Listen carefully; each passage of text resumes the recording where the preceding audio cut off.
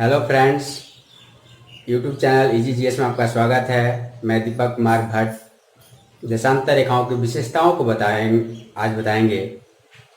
देखिए, मैंने सारी विशेषताओं को लिख दी है।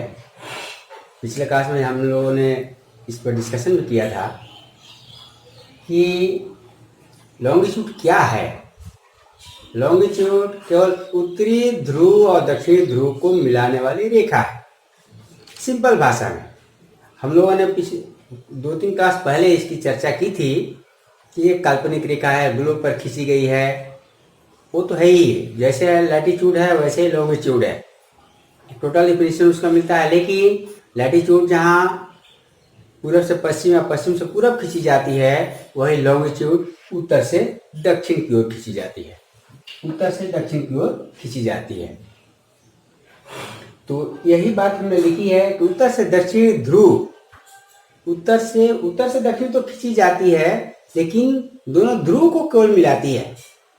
उत्तर से दक्षिण तो बहुत तरह से रेखाएं खींची जा सकती है। जैसे मान लीजिए कि यहाँ एक ग्लोब बनाया हमने, और उत्तर से दक्षिण ऐसे भी खींच सकते हैं, ऐसे भी खींच सकते हैं, पैरेलल लाइन। लेकिन नहीं, ये उत्तर से दक्षिण इस तरह से नहीं खींची गई है, बल्कि उत्तर से दक्षिण ध्रुव को मिला रही है। उत्तर से दक्षिण बिना पोल के मिलाए हुए भी खींची जा सकती है रेखा, लेकिन वैसी नहीं है, बल्कि नॉर्थ पोल एक पॉइंट हो गया, नॉर्थ पोल एक पॉइंट हो गया, यहाँ पे एक पॉइंट दे दिया हमने, और साउथ पोल एक पॉइंट हो गया, और ये नॉर्थ पोल और साउथ पोल को मिलाने वाली रेखा ही लॉन्गिट्यूड कहलाती है, देशांतर रेखा कहलाती है। अब हमने दूसरी विशेषता यहाँ पे लिख दी है कि सारी देशांतर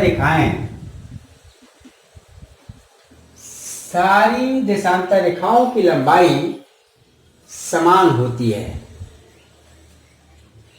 सारी देशांतर रेखाओं की लंबाई समान होती है, परंतु इनके बीच की दूरी एक समान नहीं होती।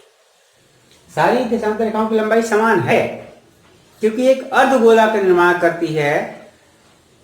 यहाँ पे ये अर्धगोला का निर्माण करती है। जैसे कि आप देख रहे हैं कि यहाँ पर एक लाइन दिखाई दे रहा है। आपको लग रहा होगा कि ये जो रेखा है, ये जो देशांतर रेखा है वो लंबी है, और ये जो बीच वाली देशांतर रेखा बिल्कुल सीधी है, इसलिए छोटी है, जबकि ऐसा हकीकत में नहीं है। ग्लोब पर सारी रेखाएं बराबर ही खींची गई। जैसे देखिए, इसी को मानते हैं कि ग्लोब है, और इस ग्लोब पर ये जो 0 डिग्री, यहाँ पे हम 0 डिग्री देशांतर रेखा मानते हैं, ग्रीनविच लाइन जिसको कहते हैं, काफी इंपॉर्टेंट लाइन है। इसी के लंबाई के बराबर दूसरी रेखा भी खींची गई है, तीसरी रेखा भी खींची गई है। ये सारी रेखाएं उत्तरी ध्रुव एक पॉइंट से दक्षिणी ध्रुव एक पॉइंट तक मिलती है। इसलिए सारी रेखाएं अर्ध वृत्ताकार बनाएंगी, और ये अपने से विपरीत दिशा की ओर वाली रेखा से मिल करके पूरा एक सर्कल बनाती है। तो क्योंकि सारी रेखाएं अर्धवृत्ताकार हैं, सारी रेखाएं अर्धवृत्त बनाती हैं, इस सारी रेखाओं की लंबाई समान है। ग्लोब पर हम ऐसे दिखाते हैं, जब हकीकत में यहाँ ऐसे, इसको दिखा नहीं सकते, 3 डायमेंशनल नहीं। इसलिए मैंने लिखी है कि सारी देशांतर रेखाओं की लंबाई समान होती है, परंतु इनके बीच की दूरी एक समान नहीं होती। इनके बीच की दूरी एक समान नहीं होती है। लेकिन लैटिट्यूड, जो आप अक्षांश रेखा देखे हैं, उसके बीच की दूरी एक समान होती थी। इसके बीच की दूरी एक समान नहीं होगी। क्यों नहीं होगी? क्योंकि ये सारी रेखाएं पोल के पास, नॉर्थ पोल या साउथ पोल हो, दोनों पोल के पास धीरे धीरे सिकुड़ती चली जाती है। जबकि हम लोगों ने लैटिट्यूड के लिए क्या देखा था? लैटिट्यूड के लिए सारी रेखाएं एक दूसरे के समांतर थी, अर्थात इनके बीच की दूरी एक थी, 111.13 किलोमीटर के आसपास। लेकिन इनके बीच की दूरी विषुवत रेखा से ऊपर या नीचे, अर्थात नॉर्थ पोल या साउथ पोल तरफ जाने पर घटती जाती है। तो नॉर्थ पोल और साउथ पोल की तरफ जाने में घटती जाती है, लेकिन इक्वेटर के पास वो सब एक समान ही होती है, एक समान खींचा गया है। वहीं पर इक्वल डिस्टेंस ले करके इक्वेटर पर हमने लिख दिया, इक्वेटर पर इक्वल डिस्टेंस ले करके खींची गई है ये रेखाएं। अब यहाँ पर कितना दूरी के बीच खींची गई है, तो मैंने लिखा है कि विषुवत रेखा इक्वेटर पर इनके बीच की दूरी 111.3 किलोमीटर, इसको माइल में भी हमने चेंज कर दिया है, 69.172 माइल, इसको फीट में भी कन्वर्ट कर दिया है कि 3,64,000 फीट होती है। यहाँ पर इसके बीच की दूरी कितनी है, 132 किलोमीटर। बीच की दूरी के बारे में बता रहे हैं, लंबाई उसकी रेखाओं की लंबाई नहीं, बीच की दूरी देखिए। जैसे कि मान लीजिए यहाँ से ए से लेकर ये रेखा है, ये इक्वेटर को ये पॉइंट यहाँ पे काटती है, दूसरी लाइन जो है यहाँ पे काटती है, तो इनके बीच की दूरी, जैसे मान लीजिए इसको हम x माने और ये y माने, x और y के बीच की दूरी, अब इनके बीच की दूरी को ये मान लेते हैं, इनके बीच की दूरी कितनी होगी, 111.32 किलोमीटर होगी। इस तरह से बी जो बीच की दूरी है, ये बीच की दूरी जिसको हम बी कह रहे हैं, इस बी की दूरी को कितनी लंबाई होगी, 111.32 किलोमीटर होगी।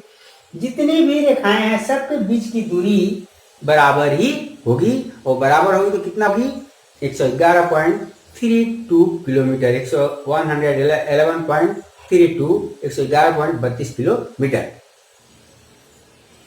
तो इसलिए हमने लिख दिया कि a इक्वल टू बी, ये जितना बड़ी होगी, ये जितना दूरी होगी, यही दूरी यहाँ भी होगी, वही दूरी यहाँ सब जगह होगी। इसलिए हमने लिख दिया a इक्वल टू बी, ये सही, a और b इक्वल होगा, इनके बीच की दूरी इक्वल होगी, इनके बीच की दूरी भी इक्वल होगी, इनके बीच की दूरी भी a equal to B equal to C equal to D equal to 111.32 kilometre.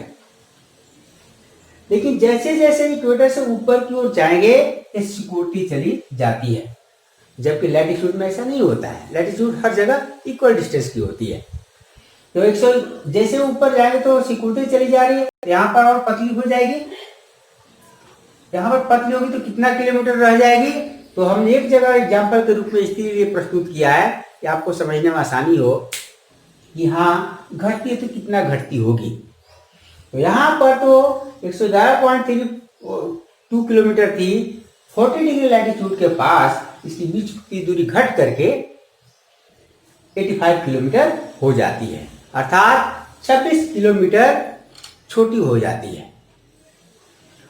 इसलिए मैंने लिखा है 40 डिग्री लैटिट्यूड के पास क्या होगा, a इक्वल टू बी, ये सब जगह यही है, इसकी बीच की दूरी यही मानेंगे, यहाँ b ही मानेंगे, a equal to B equal to dash dash dash, सब जगह इक्वल 85 किलोमीटर।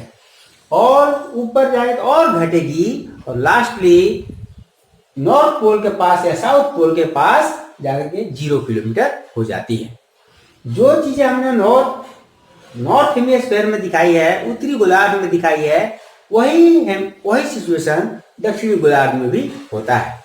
यहाँ भी 40 डिग्री के पास, अगर यहाँ भी 40 डिग्री लैटिट्यूड हम बनाएं, यहाँ भी 40 डिग्री लैटिट्यूड बनाएं, तो यहाँ भी सेम कंडीशन होगी। ये भी 40 डिग्री लैटिट्यूड है, 40 डिग्री, यहाँ भी 40 डिग्री लैटिट्यूड है, यहाँ भी देशांतर रेखाओं के बीच की दूरी कितनी होगी, 85 किलोमीटर। इसलिए कोई कंफ्यूजन नहीं होनी चाहिए। दिखाने के लिए हम नॉर्थ की तरफ ज्यादा दिखा देते हैं कि साउथ में भी वही हाल होता है। आगे हमने लिख दिया है, जैसे जैसे उत्तर या दक्षिण ध्रुव की ओर जाते हैं, इनके बीच की दूरी घटती जाती है। बिल्कुल सही है। फिर जो चीज समझाया उसको हम नीचे लिखे हैं, 40 डिग्री नॉर्थ या साउथ लैटिट्यूड के पास 85 किलोमीटर, माइल में चेंज किया हमने, तो हम ध्रुव पर इनके बीच की दूरी 0 किलोमीटर हो जाती है। तो ये कुछ फैक्ट्स है, और भी इसमें कुछ फैक्ट्स हैं कि ये अर्धवृत्ताकार हैं, कौन कौन इंपॉर्टेंट लाइन है, मात्र 2 ही इंपॉर्टेंट लाइन है, 2 ही देशांतर रेखा इंपॉर्टेंट है, उसके बारे में भी हम लोग चर्चा करते हैं। देखिए फिर और भी फैक्ट्स मैंने लिखे हैं इससे देशांतर रेखाएं अर्धवृत्ताकार होती है। पहले भी मैंने बताया कि दो अपोजिट देशांतर रेखाएं मिलकर के ही सर्कल या वृत्त बनाती है। एक रेखा अर्धवृत्त बनाएगी। ये लिखा है मैंने कि 0 डिग्री तथा 180 डिग्री काफी महत्व है। देशांतर का काफी महत्व है। 0 डिग्री का क्यों महत्व है? 0 डिग्री से ही हम लोग पूरा वर्ल्ड के समय का कैलकुलेशन करते हैं। गणना जो होती है समय की वो 0 डिग्री देशांतर के बेस से ही होती है। 180 डिग्री को इंटरनेशनल डेट लाइन कहते हैं और 180 डिग्री को केवल एक रेखा के इस पार से उस पार जाने पर 24 घंटे का अंतर पड़ जाता है, एक दिन का अंतर पड़ जाता है, इसलिए उसे इंटरनेशनल डेट लाइन कहते हैं। पिछला क्लास में भी चर्चा हुई थी कि कितने देशांतर है, 360 है। तो 180 डिग्री जो देशांतर होगा, मान लीजिए ये 0 डिग्री है, इससे आप राइट की ओर जा रहे हैं तो पूरब कहलाएगा, इससे लेफ्ट की ओर आ रहे हैं, बाएं साइड में आ रहे हैं तो पश्चिम कहलाएगा। पूर्व और पश्चिम दोनों तरफ से आप जाएंगे तो 180 डिग्री 0 डिग्री के पीछे में मिलेगा और वहीं पर दोनों तरफ की रेखाएं जाकर के मिल जाती है। तो ये कहाँ होगी?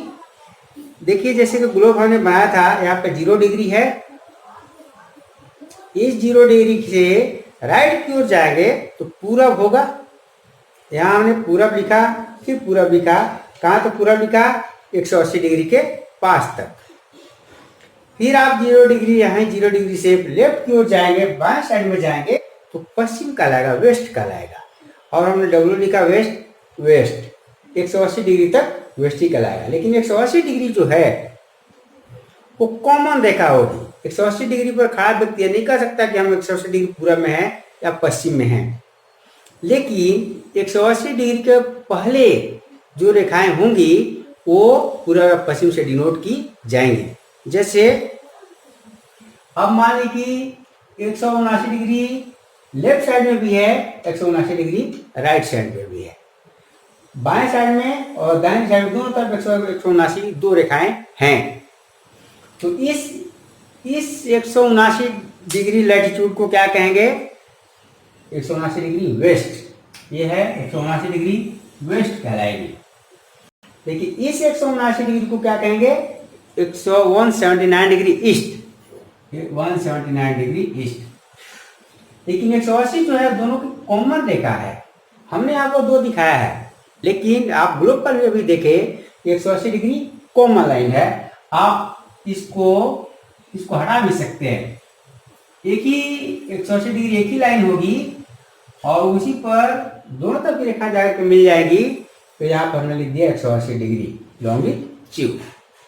और पिछला क्लास में भी चर्चा हुई थी कि अगर 360 होती है, 360 देशांतर होता है तो कैसे होता है? देखिए 179 दोनों तरफ, 179 यहाँ से केवल एक ही नहीं है बल्कि 0 डिग्री के बाद 1 2 3 4 ऐसे करके 179 तक है, 179 तक है। और राइट साइड में भी, ईस्ट में भी 179 तक है, 1 से लेकर 179 तक। तो अगर हम 1 डिग्री ईस्ट से लेकर के 179 तक, ईस्ट तक कितनी हो गई टोटल? 179। 1 से लेकर के वेस्ट साइड में भी आते हैं। अगर 1 डिग्री वेस्ट से लेकर के 179 डिग्री वेस्ट तक कितना हो जाएगी? 179। दोनों को ऐड कर लेंगे, 179 से 179 दोनों ऐड कर लेंगे तो 358 आता है। और 358 में अगर एक 0 डिग्री वाला और एक 180 डिग्री वाला जोड़ लेते हैं तो 360 हो जाता है। तो हम यहाँ पर ऐसे लिख सकते हैं 358 प्लस 1 इक्वल टू 360। यही इसीलिए मैंने बताया था कि टोटल देशांतर रेखाएं कितनी होती है? 360 होती है। अब आप देख लिए, ये समझ गए कि 0 डिग्री सामने में खींची गई रेखा है और उसके ठीक ऑपोजिट में, पीछे में 180 डिग्री पड़ता है। 0 डिग्री और 180 डिग्री केवल एक एक रेखा है और इसका काफी महत्व है। उसको हमने लिखा है कि 180 डिग्री देशांतर, 180 डिग्री देशांतर 180 डिग्री लॉन्गिट्यूड रेखा का को यहाँ पे है, रेखा को अंतरराष्ट्रीय तिथि रेखा, इंटरनेशनल डेट लाइन कहते हैं। इंटरनेशनल डेट लाइन, इसको हम शॉर्ट फॉर्म में बोलेंगे IDL। इंटरनेशनल डेट लाइन, ये भी एक जान लीजिए बात, एक ही बहुत सारे क्वेश्चन एग्जामिनेशन पूछे जाते हैं कि इंटरनेशनल डेट लाइन कहाँ से गुजरती है। जब 0 डिग्री लॉन्गिट्यूड को हमने दिखाया था कि कई देशों से गुजरती है, उसमें ग्रेट ब्रिटेन, स्पेन वगैरह वगैरह थे, उसी तरह से 180 डिग्री लॉन्गिट्यूड कौन कौन देशों से गुजरेगी। तो 180 डिग्री जो कि अंतर्राष्ट्रीय तिथि रेखा है, इंटरनेशनल डेट लाइन है, वो किसी भी देश से नहीं गुजरेगी। देश से अगर गुजरते हैं तो बहुत ही परेशानियां होती है, क्योंकि 180 डिग्री लॉन्गिट्यूड जो कि इस 0 के पीछे में है, इसको क्रॉस करने पर एक दिन का 24 घंटे का अंतर पड़ जाता है। तो फिर देखते हैं कि उसको कैसे, कहाँ से गुजरेगी वो और क्या उसका इफेक्ट होता है। देखिए, फिर और भी फैक्ट्स मैंने लिखे हैं, जैसा कि देखिए आइडियल इंटरनेशनल डेट लाइन कहाँ से गुजरेगी, किसी भी स्थलीय भाग से नहीं गुजरेगी। कभी भी दिमाग में मत रखिएगा स्थलीय भाग में गुजरेगी, बहुत सारे प्रॉब्लम आएंगे, जैसे अभी बताएंगे। स्थलीय भाग से नहीं बल्कि कहाँ से गुजरती है, समुद्री भाग से गुजरती है। समुद्री भाग में कौन सा समुद्र से गुजरेगी, यही मायने की बात है कि किस महासागर से गुजरती है। तो पैसिफिक महासागर से गुजरती है, प्रशांत महासागर से गुजरती है, पैसिफिक ओशियन। हमने यहाँ पर दिखा दिया है, देखिए यही है ideal international date line. International date line कैसे गुजर रही है ये देखिए, किस महासागर से गुजर रही है, पैसिफिक ओशियन से गुजर रही है, पैसिफिक ओशियन से गुजर रही है। पैसिफिक ओशियन को दो भागों में बांटते हैं, नॉर्थ पैसिफिक और south Pacific. North Pacific USA Canada के बगल में जो है वो नॉर्थ पैसिफिक कहलाएगा, और उससे नीचे जो दक्षिण अमेरिका के पास है जो महासागर, प्रशांत महासागर का जो पार्ट, उसे साउथ पैसिफिक ओशियन कहते हैं। दोनों तरफ पैसिफिक ओशियन ही है। पैसिफिक ओशियन से गुजर रही, ये नहीं है कि इसके इधर कोई दूसरा ओशियन, इधर पैसिफिक ओशियन है तो इधर कोई दूसरा ओशियन होगा। दोनों तरफ पैसिफिक ओशियन है। प्रशांत महासागर दोनों तरफ प्रशांत महासागर से गुजरती है। तो यहाँ पे देख रहे हैं आप कि इंटरनेशनल डेट लाइन 2 बार मुड़ी है। क्यों मुड़ गई है, क्योंकि रास्ते में स्थलीय भाग आ गया था। यहाँ आप देखिए रूस का कुछ पार्ट इसके रास्ते में पड़ गया, तो यहाँ से गुजर गया। आप देखिए ये रूस है, रसिया है,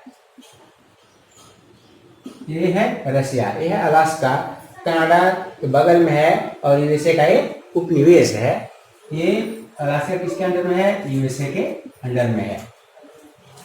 एक्चुअली में ये जो पार्ट है ये पश्चिम में है, ग्लोब पर कहाँ है, पश्चिम में, और ये रसिया का पार्ट जो है पूरब में है। लेकिन जैसा कि आपको अभी ग्लोब पर हमने दिखाया था कि जो पार्ट पूरब में दिखाई दे रहा था, अगर केवल 180 डिग्री को देखेंगे, मान लीजिए कि यही बात देख लें, ये 0 डिग्री था और इसके 0 डिग्री के ईस्ट में, राइट साइड में ईस्ट और लेफ्ट साइड में वेस्ट था। वो इसका ये ईस्ट, अगर हम 180 डिग्री को देखें, 180 डिग्री कहाँ पे है, 180 डिग्री जो आइडियल है, इंटरनेशनल डेट लाइन है, वो कहाँ पे है, ठीक 0 डिग्री के पीछे में है।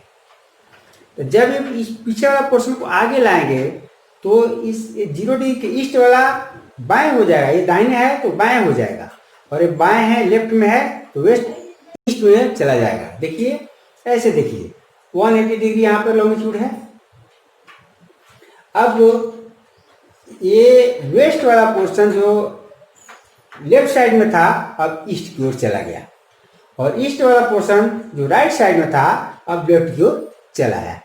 उसी तरह से यहाँ भी होता है, जो जो देश पश्चिम में थे वो अगर इंटरनेशनल डेट लाइन की ओर दिखाया जाएगा वो पूरब में दिखाए जाएंगे, और जो पूरब में थे वो पश्चिम में दिखाए जाएंगे। जैसे आप मैप पर भी देख सकते हैं, ये देखिए,